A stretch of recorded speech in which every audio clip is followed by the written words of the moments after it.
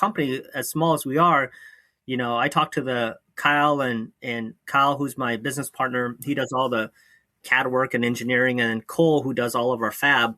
I talk to them all the time, and we really have to agree, like, is this product ready, right? From a performance standpoint, from a design standpoint, and from a labor cost manufacturing standpoint. So we really, sometimes we have like right now we have 2 or 3 products in the pipeline where we know it works, but the cost to make it is so high, and we're just kind of sitting on like, hey, we don't have the answer yet, but let's not release it yet until maybe we're going to learn a lot. We're going to learn more tricks of the manufacturing trade that we can revisit later, and that will help make the part more cost effective.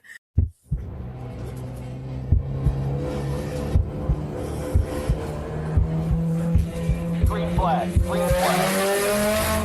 Welcome to the Blind Apex Podcast, where amateur club racers tune in to get faster.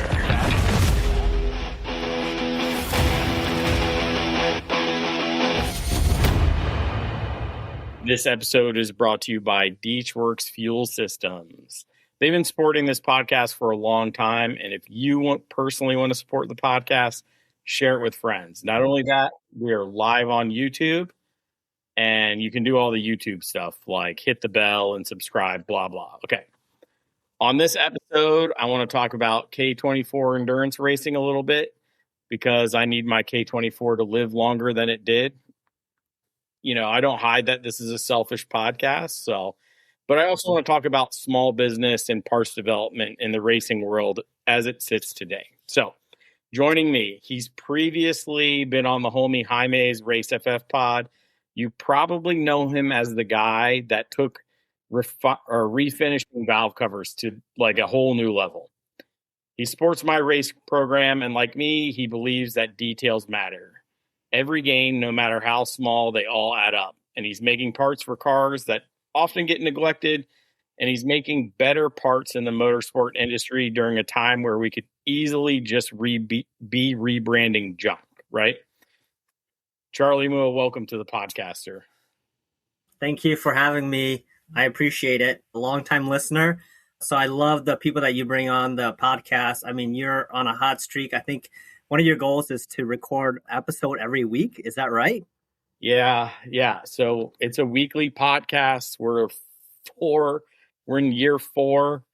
I haven't missed one, although I've given myself a couple of softballs when I need them. This is a tough time of year, the May, June, kids getting out of school, people are going on vacations. It's real hard to nail people down. So I appreciate you coming on, but this has been a long time coming because. Yeah. I mean, you have so many interesting guests. So I'm just glad that you found something interesting in me and the business, and hopefully I can bring value to the listeners. Well, you're the one that's bringing value to the racing world right now, in my opinion. Appreciate it. So let's get the business stuff out of the way. Like, what's the website, Instagram, all that jazz for you? Yeah, so the website is, I've always operated on the CarTech forums, and then I was really late to get into Facebook, really late to Instagram. And I finally just got a website. So that's Doryoku MFG.com. We have most of our products on there now. And then Facebook, you can find me at Charlie Moua. Instagram is currently it's charlie.moua.doryoku, but that'll be changing in the next month or so. We're going to be bringing on some help with all the website and media marketing. So kind of keep an eye out for that. Oh, he's taking the next step. So I'm glad to hear that you're doing that. I know you're an old head from Honda Tech like me. Yeah. It's how we roll. Yeah. Honda-tech.com. If you don't know what that is, you're probably like Gen Alpha, millennial maybe. I don't know. But yeah, so, okay. Let's talk a little bit about where this journey started for you. Oh, sure.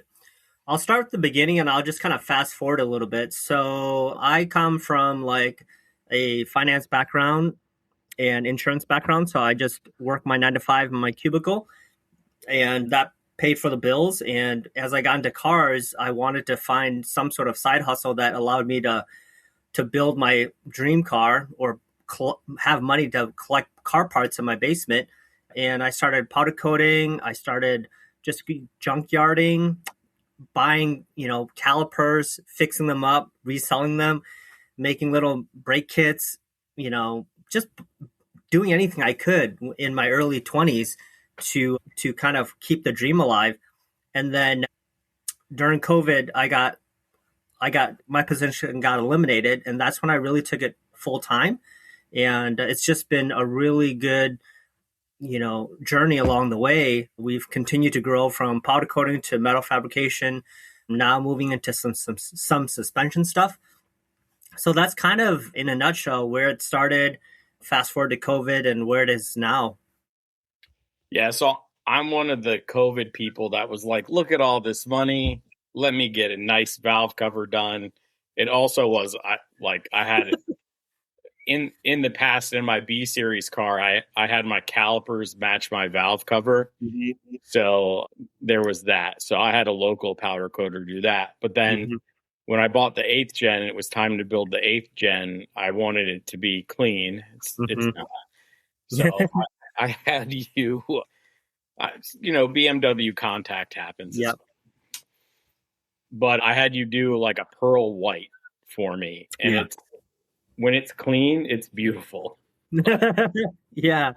White is always a tough color, especially for racers. And I'm like, okay, if you want it, it's only going to look good for like a month. And then, but I'm glad that you used to have it. And I'm glad to be a part of your journey. Thanks for being a customer from day one. I mean, I love just being able to kind of follow all of my customers and make organic relationships like how we are now. Yeah. Yeah. I mean,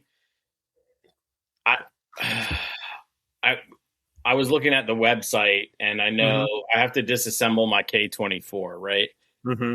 And I went looking for my crank adapter that I think I got secondhand. Somebody sold it to me. I guess they figured they installed it and they never were going to need it again. So I bought it, but it was one of yours. Yeah. Yeah. Well, my garage is a disaster, so I can't find it. So I'm going to have to order another one, but I'll send you one.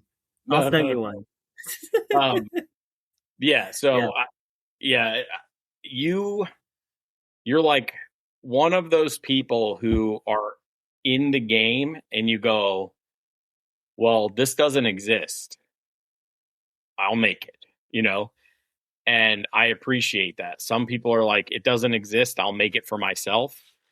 And I'll admittedly say that I've done that, right? Especially for the 8th gen. But you want to make it for everyone, so I appreciate that.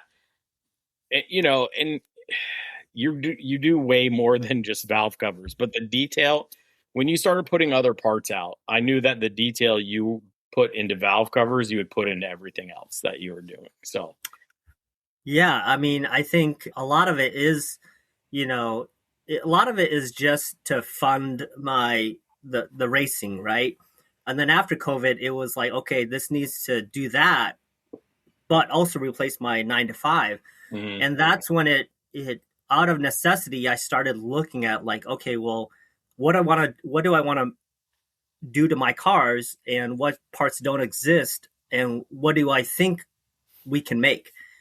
And, if it wasn't for COVID or going on full time, I would have just kind of been in my comfort zone and stayed with valve covers and continued on that path. But, due to necessity and timing and opportunity, we just were able to grow into other markets, other business avenues and stuff. So, yeah, I mean, I'm all for the racers. I figured if I need it, then my buddies are going to need it, and then if they need it, then chances are it's just kind of the people in the community are going to need it. So that's kind of always been my philosophy in terms of like finding what the next thing is that that I want to make. So I have a question because you've talked about collecting parts and your dream car and all that. Is the Yeah.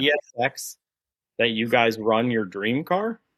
No, it's so I have like 6 or 7 cars, but my first car that I built and I spent adult money on, and that I collected a basement full of parts on an Excel sheet for 10 plus years, is a 91 hatchback, and it has the Wings West kit, a giant forward facing turbo, like the hot import nights vibe, like shave bay, brake line tuck, wire tuck.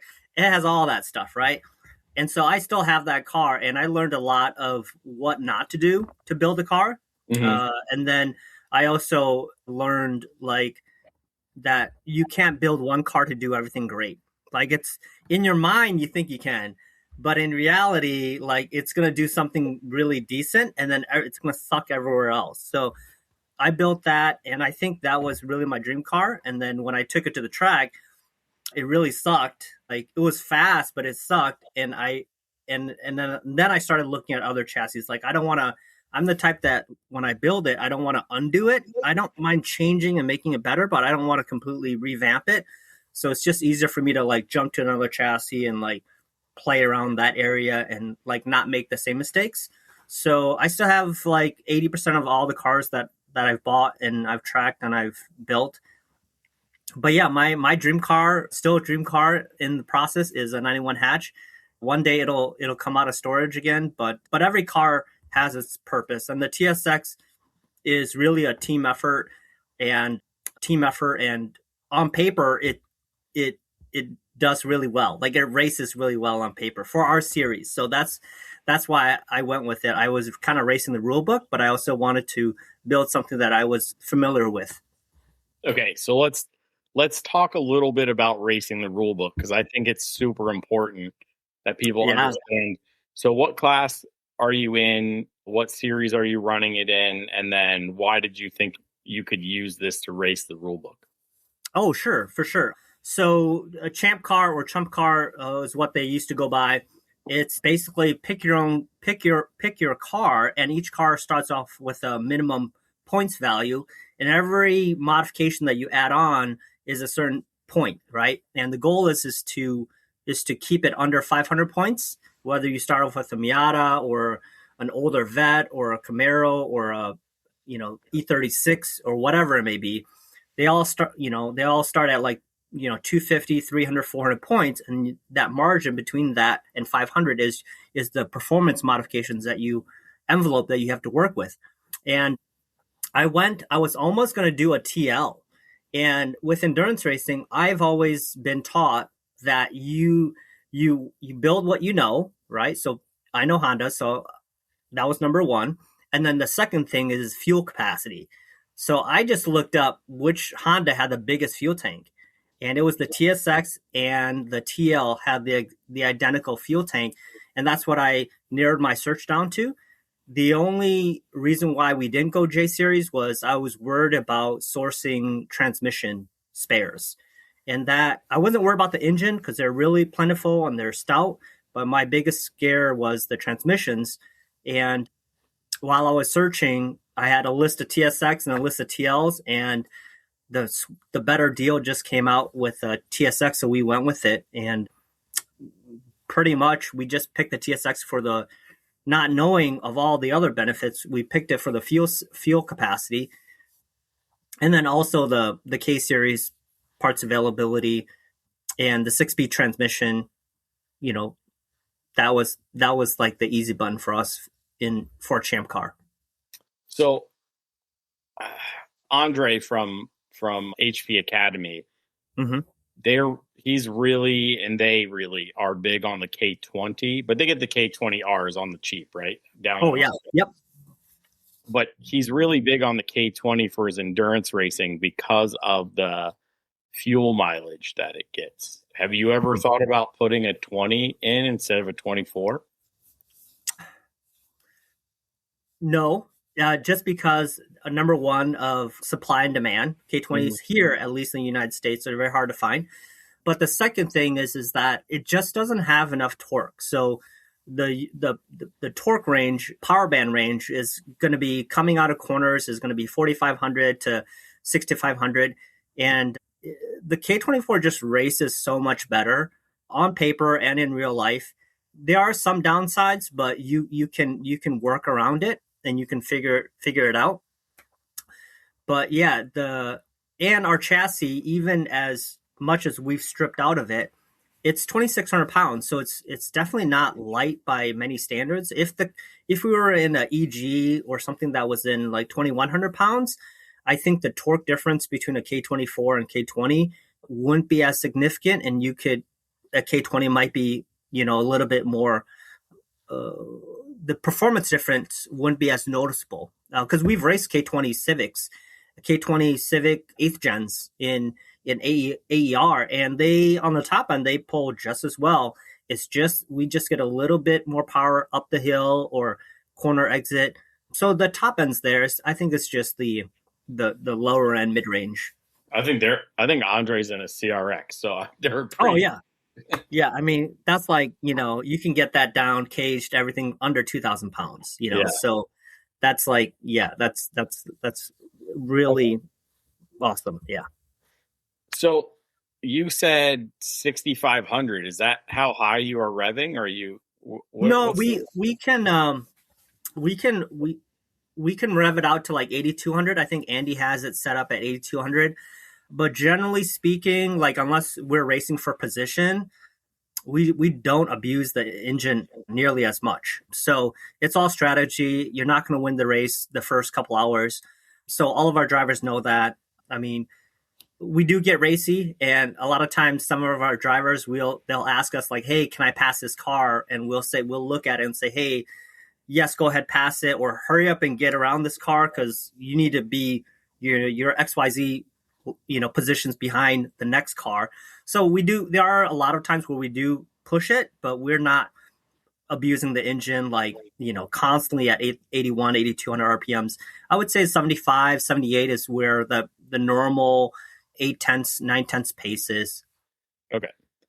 Yeah, so I started the year revving to 85 in my K24, and then decided to swap some things, and then I came back with a 8,000 red line. So, yeah, I mean, especially it really depends on all the add-ons and modifiers you have on the engine. Like ours, we'd run a stock throttle body and a stock long, RBB manifold, right? So we generally don't have a lot of top end. Like our power probably flatlines from 7 to 8, right? So there's really no advantage for our application. Now, if you had like cams in there and an RBC manifold and stuff, and in your racing situation, it mattered to rev out a K24 to 82, 83, 84, I think that's perfectly fine. You could, many drivers have gotten anywhere between, 2, maybe even 3 seasons of like GLTC and Grid Life Club TR on one engine. But keep in mind, like we put as much miles and racing hours in a weekend than what GLTC and Club TR guys do in a full season, right? Yeah, so or more.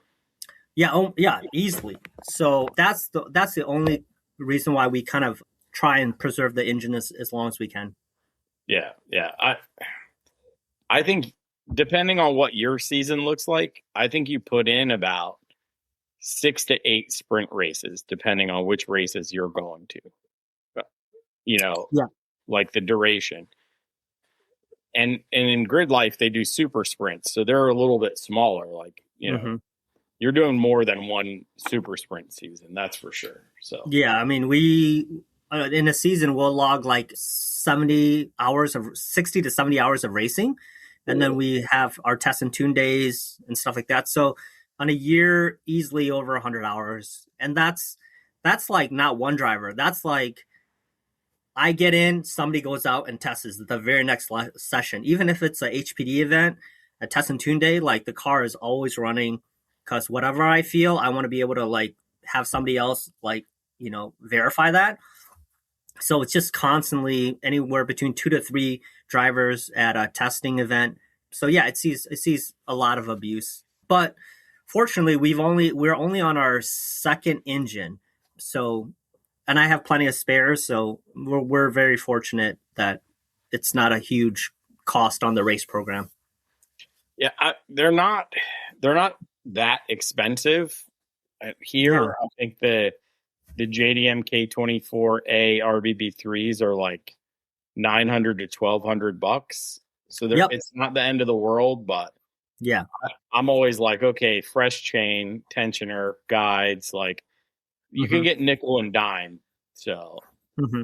but I know you have ASM in your corner, so Yeah, yeah. Andy's awesome. He's been with us since day one, and he's taught us a lot of racecraft stuff. A lot of the upgrades, I will run it by him, or I'll kind of like forecast it. Like, hey, we're on phase 2. This is what phase 3, phase 4, phase 5 looks like. And so he kind of is, he has access to our spreadsheet, so he kind of knows, how we're spending our money, what events we're going to, the maintenance intervals. So it's just the guy's brilliant. Yeah, I couldn't do it without him, the race program, because a lot of the wiring, the maintenance, the health checks between events, alignments, it's all done at ASM. We do a lot of the heavy wrenching and stuff, but all of the stuff we can't do, alignments and dyno tunes and wiring, he's been huge. I just literally drop it off and he just says, what do you want me to do? And we just kind of brainstorm kind of a checklist, things to upgrade, things to maintenance repairs, and then future upgrades before the next race. So yeah, Andy's been awesome. yeah, I think then the only thing I'm going to do different is I'm going to run that 4-piston spacer with the ARP bolts, maybe. So Yeah, you just need a little bit. I've talked with another guy, and I've explained to him that when I used to build engines, I would get local guys that would bring in their brand new ARP flywheel bolts, and we would just machine them down, just not even half a thread, just the tiniest bit amount. And that's all it takes. But it was really common knowledge in the drag racing scene, probably 10, 12 years ago, when a lot of the 9-second guys back then were just shearing flywheels and ruining blocks and stuff. But not a lot of people talk about it anymore, because in the drag racing it's common knowledge, but in the road racing side it's not as common. So yeah, it's definitely unfortunate that you had to learn the hard way. But I heard it. It's one of those things where you just like, stacking tolerances, and experience is the best teacher. So now you know. yeah, And now all your listeners know, you know what I mean? Like right. Yeah. My uncle says experience is expensive, and it is. It is. It Yeah. is. Absolutely, man. Yeah. So yeah, either stick with the OEM stuff or get that spacer. Convinced it doesn't do anything else but automatically space it out. It's the most expensive spacer you'll ever buy, but whatever. If you don't have to deal with what I had to deal with, it's worth it. But, Sure.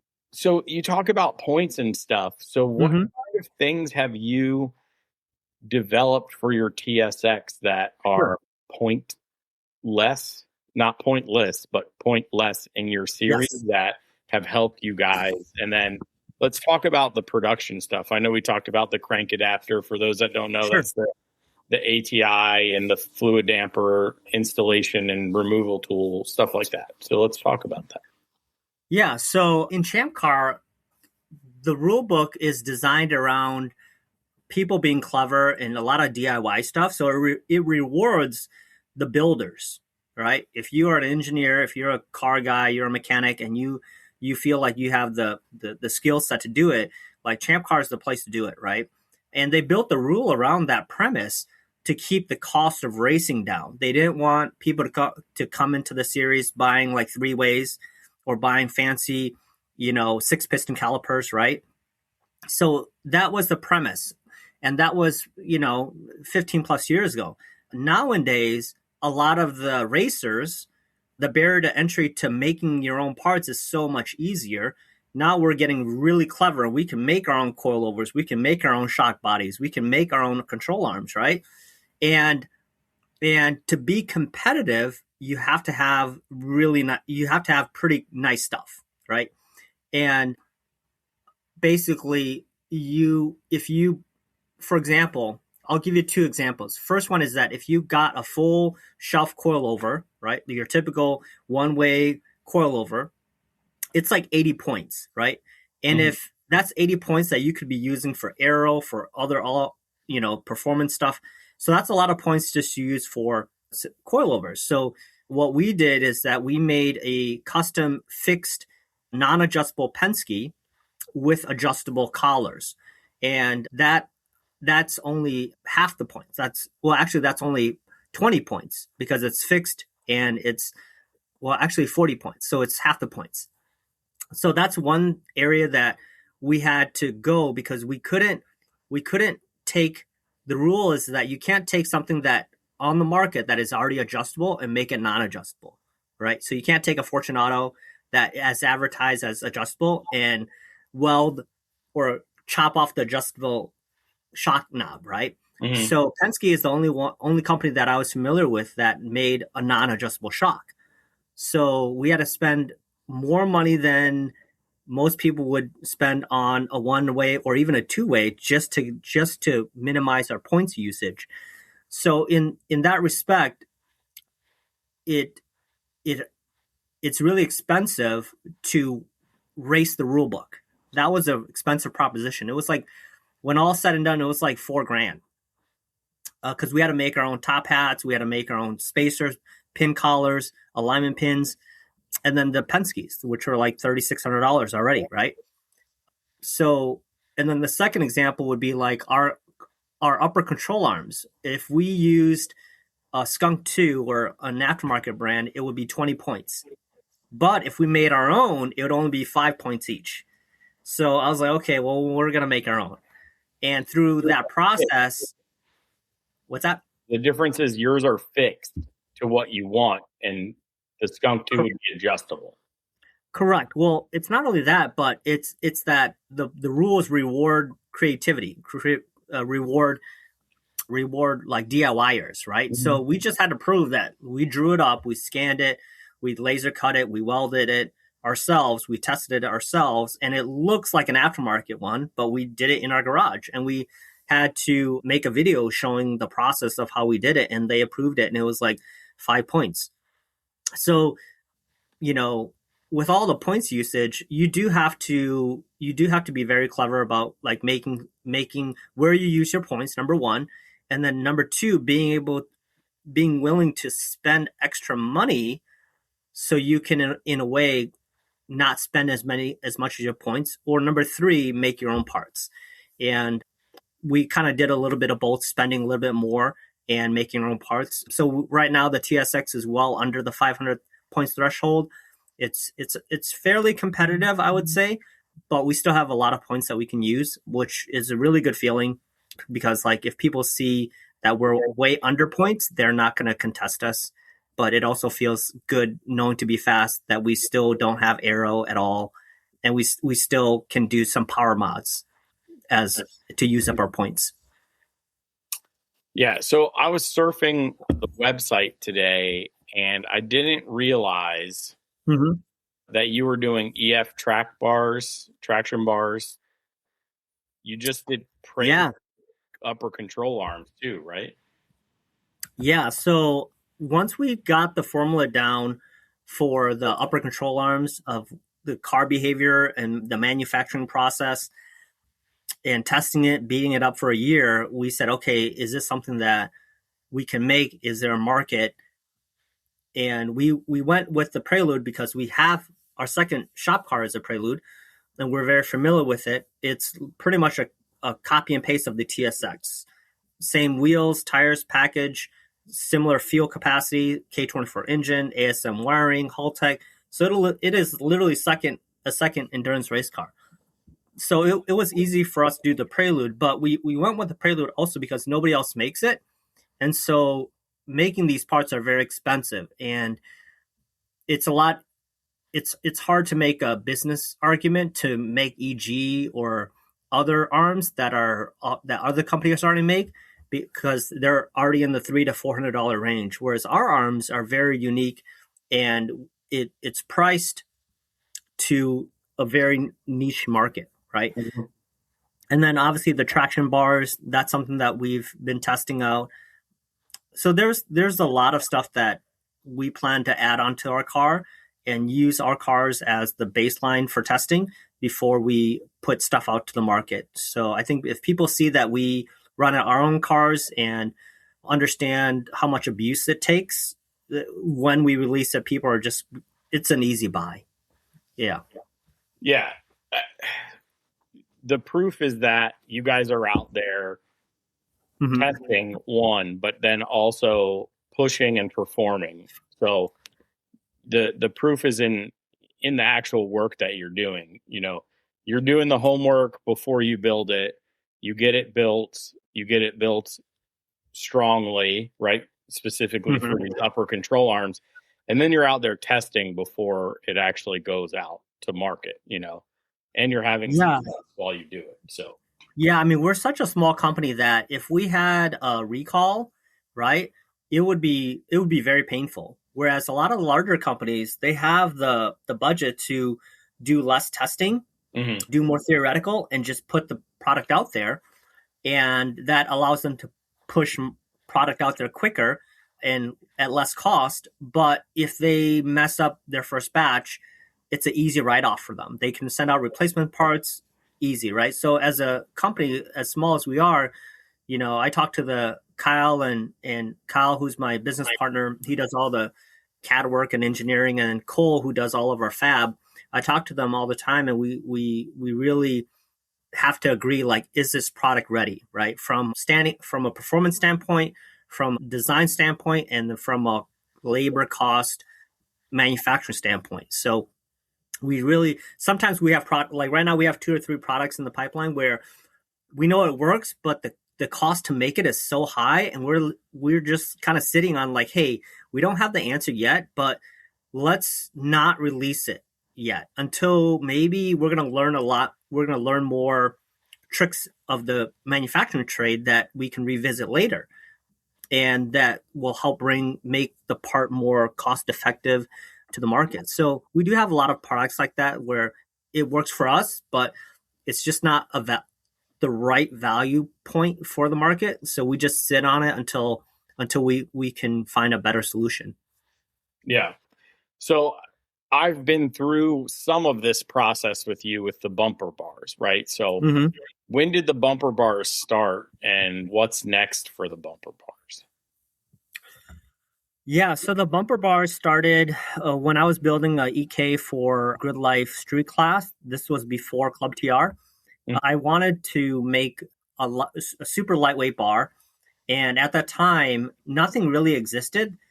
And my customer, one of my engine build customers, Kyle, did fabrication. He was going through college, and he knew how to weld, and he knew how to model stuff. And so I had to make a small batch of, you know, I want to say like 10 super light 3-pound bars. And we started off with that. And that was just a me thing. I just told them, like, hey, just make 10 of them. I don't want to waste your time. I'll buy all of them. I just want it for my car. And, you know, after I put the EK away, I was cleaning up, and I had all of these bars in the rafters, and I decided to put them for sale, and they all sold like the next morning.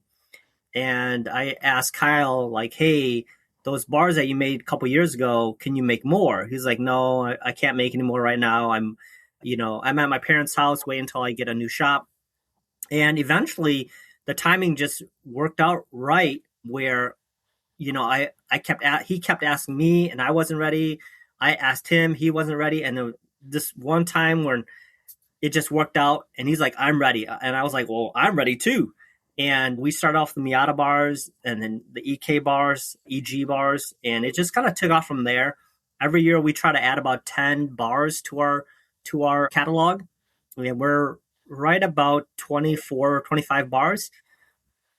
And the bars, I think I look at it in a way that I always want to try and make it like, in a way like valve covers. I think everything like valve covers, like, people will always pay extra for what they want, right? So I try and set a valve cover pricing at the minimum and a bar pricing at the minimum.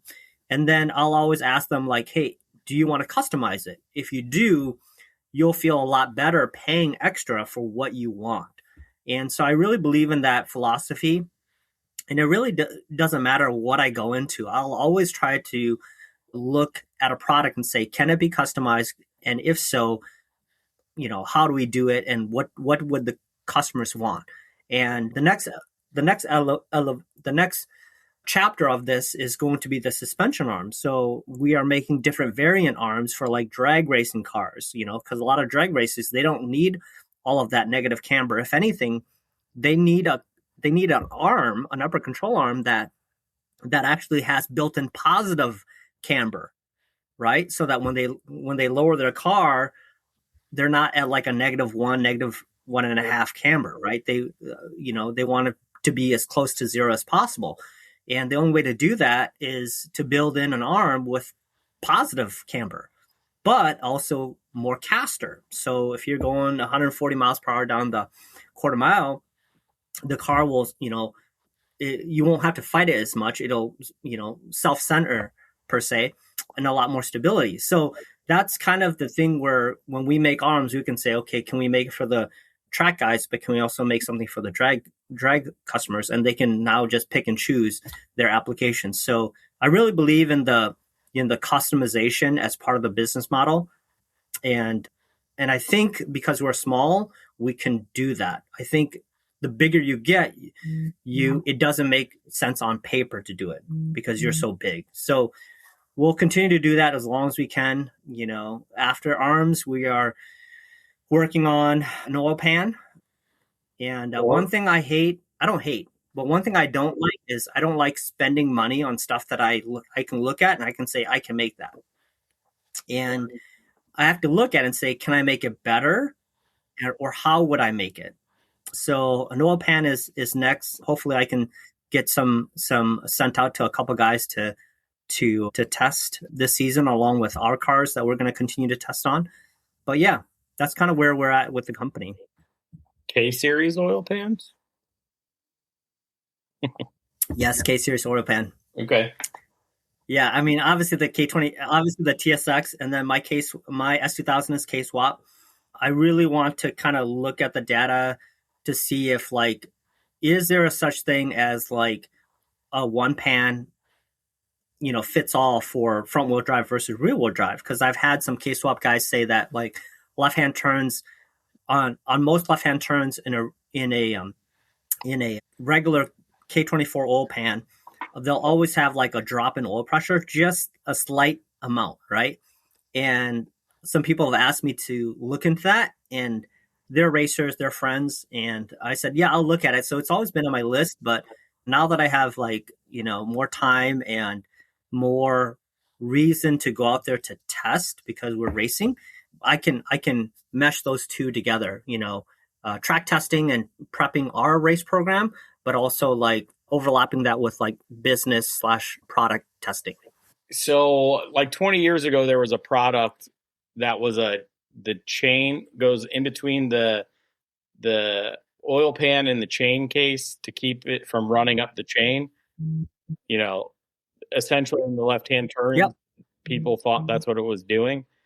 But then if you copied that part and left it on the shelf and, did some do-it-yourself stuff, like your tolerance kept growing, and then it would start rubbing the chain and they started having problems. So there's maybe an issue with that. I don't know if it's still an issue. But. Yeah, I mean, there's so many ways to approach it. And whenever I design stuff, I really try not to look at anybody's stuff because I feel so bad because if obviously I glance at it and like I Google like who makes what, right? And that's as far as I take it. I look at like who makes it and what's the price point, and then I shut that window because I try not to look at it because I don't want to feel bad if anybody said that like I copied a design. I would much rather come to the same conclusion, and then at the end we look at the data and the design and say, hey, like both of ours are very similar, but it just meant that we had the same design and thought process, and that is something that I could always live with, and that's kind of a really high standard that I hold myself and my team to when we talk about like coming up with better ideas, right? So I hope we can come up with a pan that brings good value to the motorsports community, and that's that it's just another option. I mean, there are other companies that make oil pans or oil pan services, and that's them. But it's just one thing that, for me, if we can make it, it's one less thing I have to buy. Hopefully, we can just make it better or equivalent. So, are you making a rear-wheel drive pan and a front-wheel drive pan, or like a universal pan? No, I would. You know me. It'll be two different pans. Okay. It has to be, just because of the layout. I mean, it just doesn't make. I mean, unless I somehow make a giant pan that clears both, but I doubt it. I think it'll be pretty specific to each to front wheel versus rear wheel drive, and that's We'll try in the S2000 and we'll try in the TSX and the Prelude. So, and I have like plenty of K-Swap Miata, plenty of K-Swap S2000 customers to kind of just thoroughly test out. Yeah, so I'm going to make a special request for the 8th gen kids. We definitely need our rear mount. So I don't know how that's going to work. Oh, okay. Yeah. Okay. I mean, I could definitely look at that. One of our Cole has an 8th gen. Yeah, so we just need some way to mount it, because and it could be an extra piece, right? If you need an 8th gen, you buy an adapter or whatever, right? But it's especially when you go to K24, you lose the front mount. So you have to have the rear mount, or you'll only have the transmission and the engine side mount. So we'll only have 2 mounts left on the engine, which is not a good idea. But also the K24 won't fit in an 8th gen because it won't tilt, because you have to force it tilting. Yep, copy that. Yeah, we can definitely look at that. Yeah, one of our Cole, he's our fab guy. He has an 8th gen. Okay, so we can definitely look at that. Sweet. I know the 8th gen listeners are always like asking for help. So all right. Anything else that you think we should cover? I really like your idea of racing the rules. I feel like I do it because I read my rules all the time. So every time the rules come out, that's why I'm reading them. So I can go, well, how does it impact me and how can I get away with stuff, essentially? So, but yeah, what is there anything else we need to talk about? Yeah. I mean, I think when I look at racing the rule book, I think obviously everybody has their own tolerance for it. I always look at it from like, what if I can make it, from that perspective? Like, is the rule different if I made it, or if I found a different use for it, right? So like an overlapping rule, or a so that's typically how I will read a rule book. I think many people read it the same way. I think all the competitive teams will read it the same way. But like all rule books, they change, and if you get too competitive and they find out like what your advantage is, they will kind of get rid of that exception too. So you can't always lean in too heavily on that. But yeah, I mean, I think to be competitive, you have to dissect the rule book in that way. Yeah, to me, it's super important, right? Like you want to be compliant, but you don't want to leave anything on the table either, right? So, and you guys are in development. Yeah, I think you have points left. Like you're collecting data and going, where is the weakness now? How can we address this weakness within the rules in the best manner? There's a process to this. We develop as drivers, but as builders, we also develop our cars, and I think that's important. And the business that you're doing really helps, your rate, the way you race and the way you develop parts really helps that, it's a development process overall. So Yeah, it definitely complements two needs, the business need and the car development need really well. But yeah, I mean the rule book, it's nice to have a buffer because we can make an oil pan and test it in a real race and still be under the points rules. So, and then once we're done testing, we'll take that aftermarket pan off and we'll run the stock pan if we can get away with it. Same thing with our arms. Like we've made arms that aren't 20 points, that are just 5 points. And because we have the freedom and the points available, we can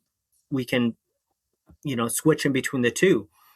So that's also kind of the reason why I like staying, having a nice buffer, just so that I can test and swap things around and have that freedom. It's especially important in like a points grouping, when yes. Like I know, like the GLTC cars, right? Those are points based, and drivers and teams will play with different power to weight or aero versus non-aero, right? Track dependent, and they'll just like Eric has that spreadsheet. I'm sure Andy knows his cars really well too, where he can say like this track needs a splitter, this track doesn't, right? And so having that freedom and that data is huge. It just gives you so much flexibility.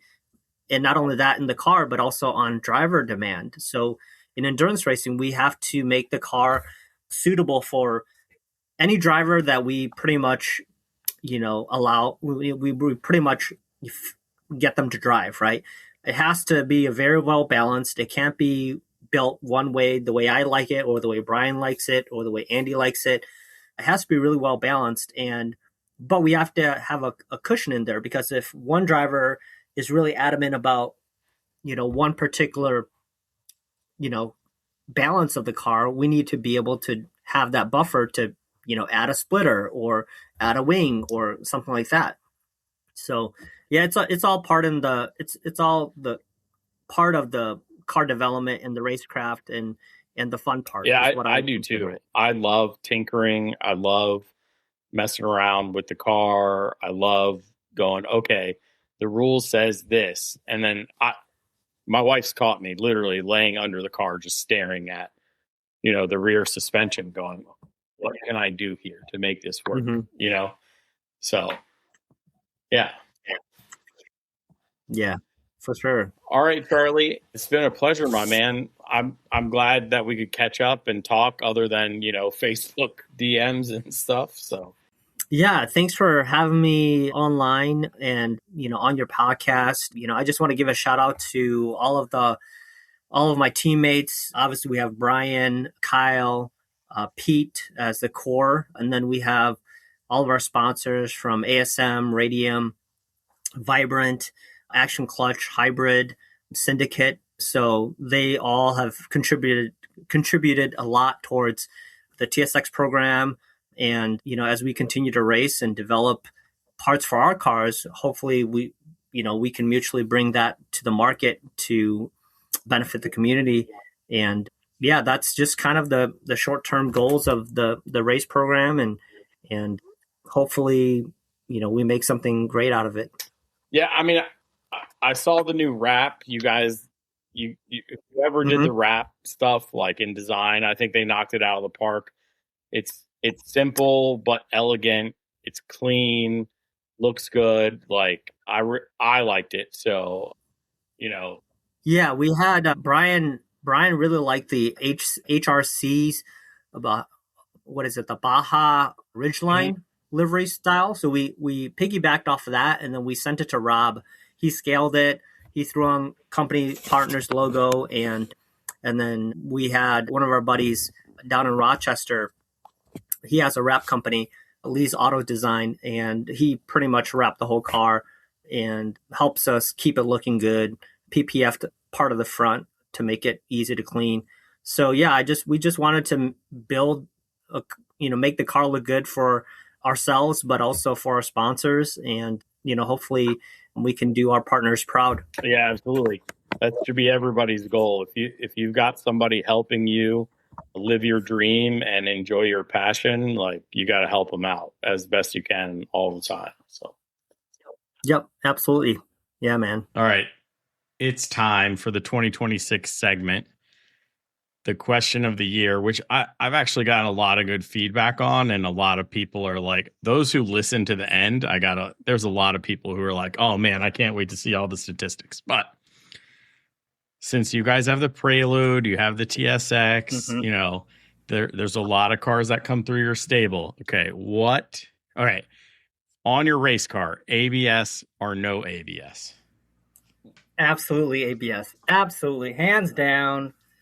It's the cheat code. I don't know where this no ABS stuff came from. Maybe like Honda Tech, like early 2001s or something, where people were on Hoosiers and they just wanted more control, or I don't know what it was, but yeah, it's been hard to break that kind of myth.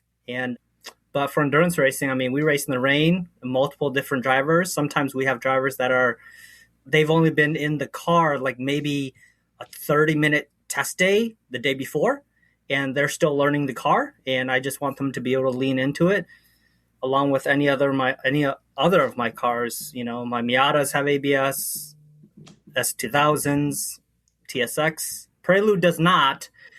So we are working on adding that in, because we took it out since it was a drag car back in the day. Yeah. We did some dumb stuff and took out ABS and power steering. Okay, let's talk about, because I always saw it, right? And you and I are old heads. So back in the Honda Tech days, right? Everyone was deleting it. In 2005, you could get a Type R ABS module and all the stuff for nothing. They would give it to you. They'd be like, I don't want this stuff. Take this from me. I don't want it. I'm going, and then the new thing is the no booster, right? So, but we're coming like full circle. And I believe you. You have to remember, when we started this no ABS movement, especially in front wheel drive Hondas, our tire technology on the Hoosier was infinitely better than our brake pad technology, in my opinion. Okay. And so you could stomp on an unboosted, like they were deleting the booster, taking the ABS, and the Hoosier would just rip the brake pad apart, right? But they could go fast. They got good entry speed. I don't know. I was really young at the time. I mean, early 20s. I knew nothing. So, yeah, I think it's mainly for like autocross guys that I typically saw. Because like there was really no like Hondas in endurance racing back then. And most of the times I saw people doing it, it wasn't like half-duty street track car builds the way we have it now. It was like guys who are like fully cage, and then street guys saw them do it, and they're like, that's the move. I got to do it. I got to take everything out. I don't want to be a pansy. I no power steering, no ABS. But then you learn more, and you track more, and you just find the comfort creature, the comfortable things that you want, that make you a better driver and make it easier for you, more consistent. Yeah. And ABS is definitely one of them. And I don't know. I mean, and then the booster thing, like, I understand it, but it's like very setup specific. Like if you were doing time attack, I could see that, and you're just doing like, you're trying to be, your 1-2 laps. I could do that, but I couldn't see anybody doing that in endurance racing. I mean, like your foot would just be sore and tired. And I don't think it would be as consistent because there's so much fatigue. You could you're loving it the first 20 minutes, and then like 30 minutes into the stint, you're like, something's wrong with my leg, guys. I can't finish. Like, swap me out, I don't So, skip leg yeah. day, and I don't think I could be consistent on like a 40-minute race.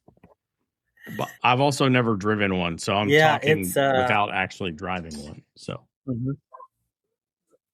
but Yeah, it definitely is a workout. I drove Brian's the first time in a 20-minute stint, and I didn't get used to it till like the very, very last. But I mean, I'm sure everybody can drive around it, but I think just for endurance racing or maybe even sprint racing, it might not be ideal because you have so much stuff going on that you want to focus on. But it's all preference, I guess. But for ABS, hands down. I don't know. I don't know how I could tell other kids not to rip them out. So what? We'll see. Okay, here's the follow-up question since you're a pro ABSer, okay? There's a follow-up question. Are you like ease into the brakes thresholdy and then let the ABS work if you hit it, or are you a mash it and let the ABS do the work? I'm a little bit of both. It depends, obviously, if I'm attacking. If I'm not attacking, we have good pace, and I'm trying to save the car. Like, we rarely go into ABS.